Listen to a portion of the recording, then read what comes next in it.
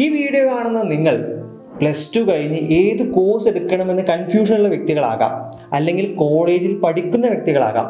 പക്ഷെ നിങ്ങൾക്കൊരു ആഗ്രഹമുണ്ട്, ഒരു സക്സസ്ഫുൾ സ്റ്റാർട്ടപ്പ് ഫണ്ട് ചെയ്യണം അല്ലേ? എന്നിട്ട് നിങ്ങൾ ഫോബ് ന്യൂസിൽ ഇങ്ങനെ നെഞ്ചും വിരിച്ച് രാജാവിനെ പോലെ നിൽക്കണം.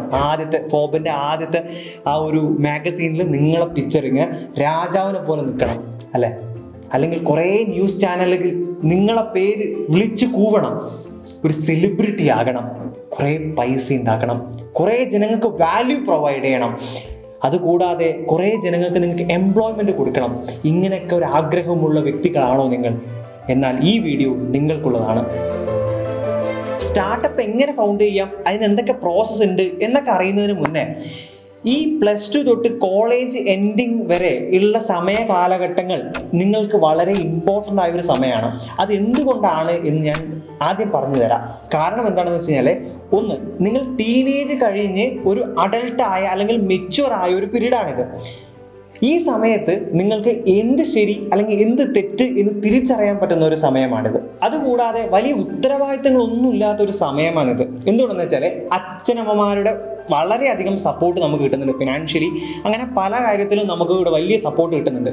ഇവിടെ കല്യാണം കഴിഞ്ഞിട്ടില്ല, അതുപോലെ കുട്ടികളില്ല, ഫിനാൻഷ്യലി നമുക്ക് വലിയ ഉത്തരവാദിത്തങ്ങളൊന്നുമില്ല. അപ്പം നിങ്ങളൊരു കാര്യം ചിന്തിക്കാം, ആനന്ദേ ഇന്ത്യൻ പാരൻസ് ആണ്, അതുകൂടാതെ കേരളീയരാണ്, എഡ്യൂക്കേഷന് ഭയങ്കരമായി പ്രാധാന്യം കൊടുക്കുന്ന ഒരു വ്യക്തികളാണിത്.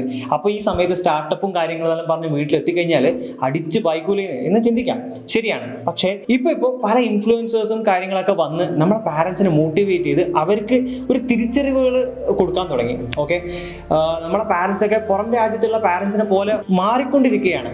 അപ്പോൾ ഇതൊരു വലിയൊരു ഓപ്പർച്യൂണിറ്റിയാണ് നമുക്ക് വരാൻ പോകുന്നത്. ഒരു അടിപൊളി സക്സസ്ഫുൾ സ്റ്റാർട്ടപ്പ് നമ്മൾ സ്റ്റാർട്ട് ചെയ്യുന്നതിൻ്റെ ആദ്യത്തെ സ്റ്റെപ്പ് എന്താണെന്ന് വെച്ച് കഴിഞ്ഞാൽ, ബിൽഡ് അവർ ഓഡിയൻസ്. ഇവിടെ ഞാൻ ഓഡിയൻസ് എന്ന് ഉദ്ദേശിച്ചത് നിങ്ങളെ റെസ്പെക്ട് ചെയ്യുന്ന, നിങ്ങൾ ഇഷ്ടപ്പെടുന്ന ഒരു വലിയ group of network of people. Okay, ഇതെങ്ങനെ ബിൽഡ് ചെയ്യേണ്ടതെന്ന് വെച്ചാൽ, ഒന്നുകിൽ നമ്മളെ യൂട്യൂബിലോ ഇൻസ്റ്റാഗ്രാമിലോ ഫോളോവേഴ്സ് ആയിട്ടോ സബ്സ്ക്രൈബേഴ്സ് ആയിട്ടോ അല്ലെങ്കിൽ ട്വിറ്റർ ഫോളോവേഴ്സ് ആയിട്ടോ നമ്മൾ ബിൽഡ് ചെയ്തെടുക്കണം. ഇങ്ങനെയുള്ള ഡിജിറ്റൽ മീഡിയാസിൽ നിങ്ങൾ ആക്റ്റീവായിട്ട് നിങ്ങൾ പല കണ്ടന്റുകൾ ഔട്ട് ചെയ്ത് നിങ്ങളൊരു സുപരിചിതമായ ഒരു വ്യക്തിയായി മാറണം. ഡിജിറ്റൽ ഓഡിയൻസിനെ നിങ്ങൾ ബിൽഡ് ചെയ്തെടുക്കണം. ഓക്കെ, അപ്പോൾ ആദ്യത്തെ സ്റ്റേജ് കഴിഞ്ഞ് നമ്മൾ കുറേ ഓഡിയൻസിനൊക്കെ ബിൽഡ് ചെയ്ത് നമ്മൾ അത്യാവശ്യം സെലിബ്രിറ്റിക്കായി വളർന്നു വരികയാണെന്ന് വിചാരിക്കാം. ഞാൻ അത്യാവശ്യം എന്ന് ഉദ്ദേശിച്ചതിനെ കൊണ്ട് ഒരു 6 ലക്ഷം 5 ലക്ഷം സബ്സ്ക്രൈബേഴ്സോ ഫോളോവേഴ്സോ ആണ് ഞാൻ ഉദ്ദേശിച്ചത്. അപ്പോൾ ഇങ്ങനെ ഓഡിയൻസ് ഒക്കെ ബിൽഡ് ചെയ്ത് വന്നു കഴിഞ്ഞ് കഴിഞ്ഞാൽ നമ്മൾ അടുത്ത സ്റ്റേജിൽ എന്താണ് ചെയ്യേണ്ടതെന്ന് വെച്ചാൽ, നമ്മളെ സ്റ്റാർട്ടപ്പിൻ്റെ പ്രൊഡക്റ്റ് എന്തായിരിക്കണം, അല്ലെങ്കിൽ എന്ത് പ്രൊഡക്റ്റാണ് നമ്മൾ വിൽക്കേണ്ടത് എന്ന് നമ്മൾ ചിന്തിക്കാൻ സ്റ്റാർട്ട് ചെയ്യണം. നമ്മളെ സ്റ്റാർട്ടപ്പിൻ്റെ പ്രൊഡക്റ്റ് ചിന്തിക്കുന്ന സമയത്ത് നമ്മൾ ഓഡിയൻസുമായിട്ട് ആ പ്രൊഡക്റ്റ് മാച്ച് ആവുന്നുണ്ടോ എന്ന് നമ്മൾ ചിന്തിക്കണം. ഫോർ എക്സാമ്പിൾ, നമ്മൾ ഫിനാൻസ് റിലേറ്റഡ് ആയ വീഡിയോസാണ് നമ്മളെ ഇൻസ്റ്റാഗ്രാമിലും യൂട്യൂബിലൊക്കെ നമ്മൾ ഇട്ടുകൊണ്ടിരിക്കുന്നു വിചാരിക്കാം.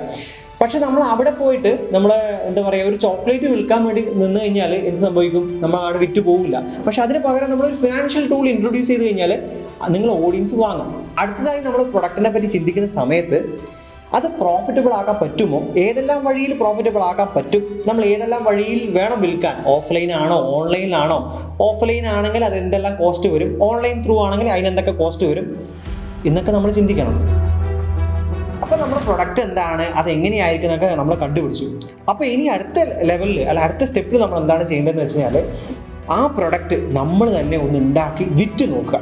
ചെറിയൊരു ഇൻവെസ്റ്റ്മെൻറ്റ്, വളരെ ചെറിയൊരു ഇൻവെസ്റ്റ്മെൻറ്റിൽ നമ്മൾ അതൊന്ന് നമ്മളായിട്ട് തന്നെ ഉണ്ടാക്കി നമുക്കൊരു ഓഡിയൻസ് ഇല്ലേ, നമ്മൾ നേരത്തെ ജനറേറ്റ് ചെയ്ത് ക്രിയേറ്റ് ചെയ്ത ഓഡിയൻസിലേക്ക് അതൊന്ന് വിറ്റ് നോക്കുക. ഇവിടെ ഈ ഓഡിയൻസിലേക്ക് വിറ്റ് കഴിഞ്ഞാലുള്ള ഉപകാരം എന്താണെന്ന് വെച്ച് കഴിഞ്ഞാൽ, നിങ്ങളെ സ്നേഹിക്കുന്ന വ്യക്തികളാണ്. അവർ അതിൻ്റെ റെസ്പോൺസ് പറയും. ഇപ്പോൾ ഞാൻ നിങ്ങൾക്കൊരു പ്രൊഡക്റ്റ് വിൽക്കുകയാണെന്ന് വിചാരിക്കാം. അപ്പോൾ നിങ്ങൾ പറയും നല്ലൊരു പ്രൊഡക്റ്റാണെങ്കിൽ ആനന്ദ അടിപൊളിയെന്ന് പറയും. പക്ഷേ അത് മോശം പ്രൊഡക്റ്റ് ആണെങ്കിൽ പറയും ആനന്ദ അത് അത്ര പോരായിരുന്നു, അത് നീ ഇങ്ങനെയൊക്കെ ഇമ്പ്രൂവ് ചെയ്യണം. അപ്പോൾ ഇവിടെ നമുക്ക് കുറേ ഒപ്പീനിയൻസ് കിട്ടും. അപ്പോൾ നമുക്ക് അത്രയും മനസ്സിലാക്കാൻ പറ്റും. അപ്പോൾ ഇനിയും നമുക്ക് പ്രൊഡക്റ്റിനെ ഡെവലപ്പ് ചെയ്യാൻ പറ്റും.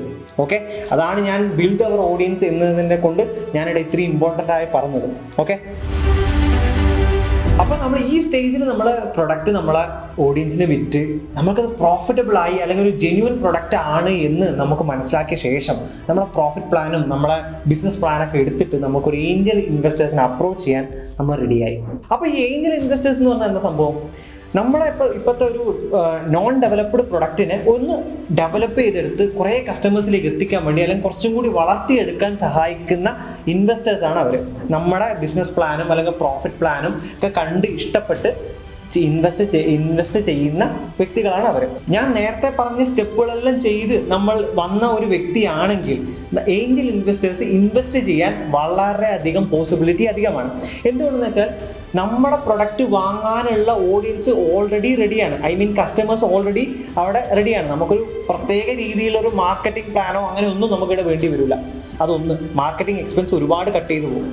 2, നമ്മൾ ഓൾറെഡി പ്രോഫിറ്റബിൾ ആക്കി കാണിച്ചു കൊടുത്തു. അപ്പോൾ ഒരു ഏഞ്ചൽ ഇൻവെസ്റ്ററിന് പെട്ടെന്ന് തന്നെ ഇൻവെസ്റ്റ് ചെയ്യാനുള്ള ഒരു താല്പര്യം ഉണ്ടാവും. ഓക്കെ, അതുകൊണ്ടാണ് ഞാൻ ഓഡിയൻസ് ബിൽഡ് ചെയ്യുന്നതും പ്രൊഡക്റ്റ് പ്ലാൻ ഉണ്ടാക്കുന്നതും പ്രൊഡക്റ്റ് ഒന്ന് നമ്മൾ തന്നെ സെല്ല് ചെയ്ത് പ്രോഫിറ്റബിൾ ആണ് എന്ന് കാണിക്കാനൊക്കെ ഞാൻ പറഞ്ഞത്. ഓക്കെ, അപ്പോൾ നമ്മുടെ പ്രൊഡക്റ്റും കാര്യങ്ങളും നമ്മളെ ഏഞ്ചൽ ഇൻവെസ്റ്റേഴ്സും നമ്മളെ കമ്പനിയും നല്ല രീതിയിൽ വളർന്നുകൊണ്ടിരിക്കുകയാണ് അല്ലേ. കുറേ കസ്റ്റമേഴ്സ് നമ്മൾ ജനറേറ്റ് ചെയ്തു, കുറേ പ്രോഫിറ്റ് നമ്മൾ ജനറേറ്റ് ചെയ്തു. ഈ ഒരു സാഹചര്യത്തിൽ നമ്മളെ പ്രൊഡക്റ്റ് വേൾഡ് വൈഡ് അല്ലെങ്കിൽ ഇൻ്റർനാഷണൽ ലെവലിലൊക്കെ നമ്മൾ വളർത്തണം.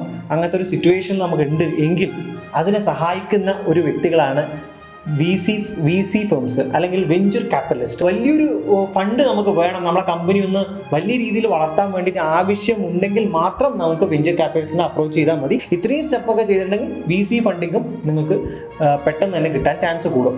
ഇതുപോലെ കിട്ടിയ വ്യക്തികളാണ് ബൈജൂസ്, സൊമാറ്റോ, പേടിഎം, അങ്ങനെ പല കമ്പനികളുണ്ട്. സോ നമുക്കൊരു സ്റ്റാർട്ടപ്പ് ഫൗണ്ട് ചെയ്ത് അത് സക്സസ്ഫുൾ ആക്കി നമ്മൾക്ക് എല്ലാവർക്കും അതിശക്തമാകാം. അപ്പോൾ ഇന്നത്തെ വീഡിയോയിൽ എനിക്ക് ഇത്രയും സംസാരിക്കാനുള്ളൂ. എൻ്റെ ഇത്ര നേരം എൻ്റെ വീഡിയോ കണ്ടതിന് നന്ദി. വീണ്ടും സന്ധിക്കും വരെ വണക്കം.